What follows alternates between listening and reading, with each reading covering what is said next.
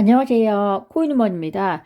오늘은 2025년 5월 27일 화요일 오전 10시 58분 경입니다. 구독과 좋아요, 알림 설정 정중히 부탁드리면서 오늘 영상 시작하겠습니다.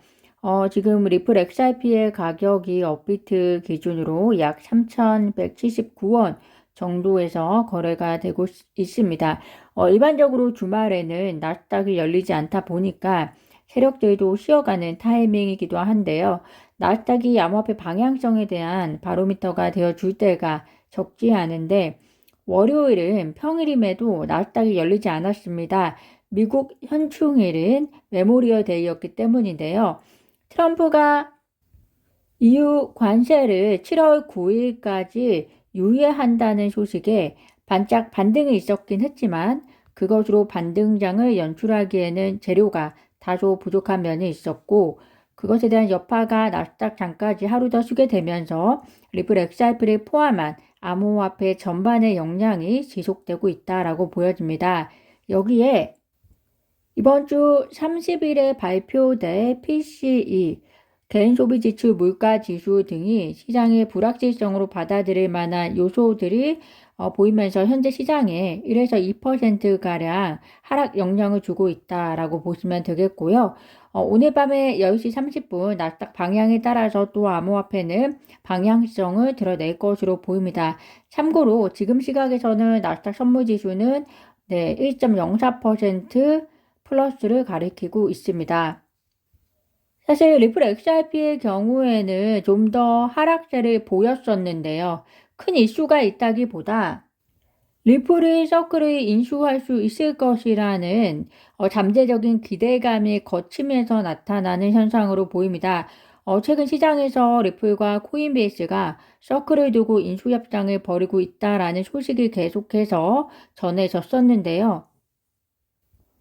여기에 카르다노 설립자 찰스 호스킨슨 역시 한 수 더 떠서 리플의 스테이블코인 발행사, 리플이 스테이블코인 발행사 서클의 인수 가능성에 대해서 지지 입장을 밝혔습니다. 그러면서 만약에 리플이 서클을 인수하게 되면 현재 암호화폐 시장 내 권력 구조를 뒤흔들고 디파이 프로젝트에 새로운 기회를 제공할 수 있다라고 이렇게 평가를 했는데요.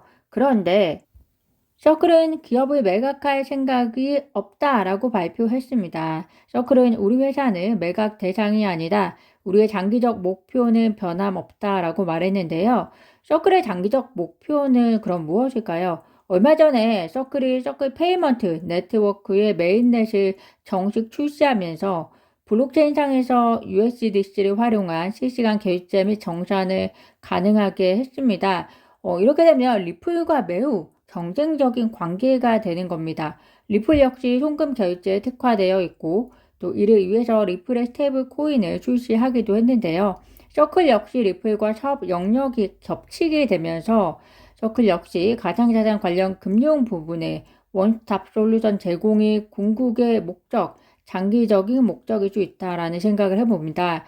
그래서 서클이 선택한 것은 결국에는 IPO를 다시 진행할 것으로 보입니다. 현재 트럼프 행정부의 관세 이슈 등으로 IPO 절차에 지연이 있는 것으로 보이지만 일단은 서클이 이렇게 사업을 확장하기로 마음먹은 이상 자본이 필요할 수밖에 없고요. 그러면 IPO가 답입니다. 그래서 서클의 IPO가 정상적으로 잘 진행이 된다면 트럼프 행정부 임기 동안에 업계의 IPO 시도가 매우 증가할 것으로 예상하실 수 있을 겁니다.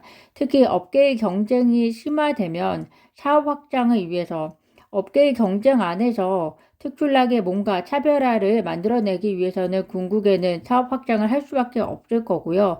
또 마켓쉐어, 마켓 점유율을 유지하기 위해서도 더 많은 자본이 필요할 수밖에 없기 때문에 현재 현금 유동성이 충분해서 올해 안에는 IPO를 진행하지 않을 것이다 라고 선언했던 리플 역시 물론 올해는 아닐지라도 IPO 시점이 더 가까워질 것이다 라고 봅니다. 리플의 인프라를 채택하는 케이스가 증가하고 있습니다. 두바이 토지국이 부동산 토큰화 프로젝트를 시작하는 면에서 XRP 레저를 채택했다라고 하고 있고요. 최근 세계경제포럼은 보고서를 통해서 리플과 XRP 레저를 차세대 금융시장 토큰화의 선도 주자로 지목했다는 소식입니다. 보고서에 의하면 리플이 실물자산, 특히 사모펀드 시장을 블록체인 기반으로 전환하는 데 핵심적인 역할을 하고 있다라고 평가하고 있는 건데요. 최근에 두바이 케이스를 통해서도 확인하실 수 있을 것 같습니다. 뿐만이 아니라 XRP 상품 출시도 증가하고 있습니다. 비록 XRP 현물 ETF 출시가 늦어지고 있지만 크립토닷컴이 XRP 기반의 새로운 파생 상품인 스트라이크 옵션을 출시하면서 투자자들에게 XRP에 투자할 수 있는 다양한 접근 경로를 제시하고 있습니다. 미국 스테이블코인을 위한 국가혁신지도 및 설립법 지니어스 법안이 최근 상원 토론 종결 표결에서 공화당 의원뿐만이 아니라 민주당 의원 15명이 찬성표를 던지면서 가결이 되었습니다. 이번 절차는 입법 절차 진행을 방해하는 필리버스터를 막는 표결로서 이제 상원에서 정식 표결만 남기게 되었는데요.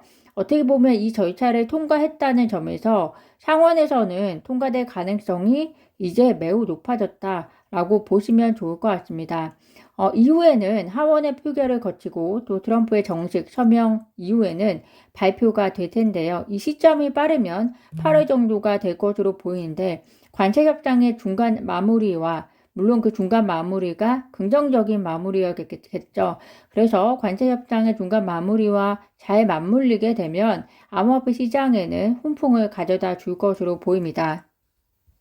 스테이블 코인이 법적으로 이제 인정받게 되면 전통금융 시스템과의 통합이 가속화되면서 은행과 그리고 결제 인프라와 연계된 가능성이 더 높아지고 또 달러 기반의 스테이블 코인 법안이기 때문에 미국의 디지털 금융, 암호화폐 패권을 지키는데 중요한 역할을 하면서 동시에 달러의 패권을 유지하게 도와주게 되겠죠. 마지막으로 이번 지니어스 법안은 보시는 것처럼 알고리즘 기반의 스테이블 코인을 제한하게 되어 있습니다. 따라서 사용자의 안전을 더욱 보장한다는 점에서 긍정적 영향을 미칠 것으로 보이는데요. 이렇게 되면 우리나라 역시 국부 유출을 최소화하기 위해서 원화 기반의 스테이블 코인과 그리고 원화 기반의 스테이블 코인이 달러와 중재를 할 수 있는 중간 역할을 할 수 있는 시스템 도입에 서둘러야 할 것으로 보입니다. 트럼프 행정부가 유럽과의 관세 협상이 원만하게 진행이 되지 않자 관세를 50% 부과하기로 결정한 지 불과 하루 만에 양측이 50% 관세 부과 시점을 약 한 달간 유예하기로 동의했다는 소식을 앞에 말씀드렸었는데요.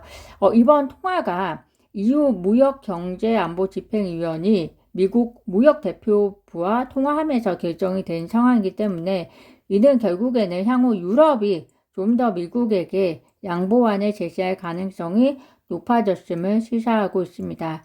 그 협상안에 따라서 또 트럼프 행정부의 관세 이슈에 대한 성과 측정에 바로미터가 되면서 암호화폐 시장에도 영향을 줄 수 있다는 거 참고하시면서 오늘 영상 이것으로 마무리하겠습니다. 오늘도 영상 시청 진심으로 감사드립니다. 구독과 좋아요, 알림 설정은 코인우먼에게 큰 힘이 됩니다. 감사합니다.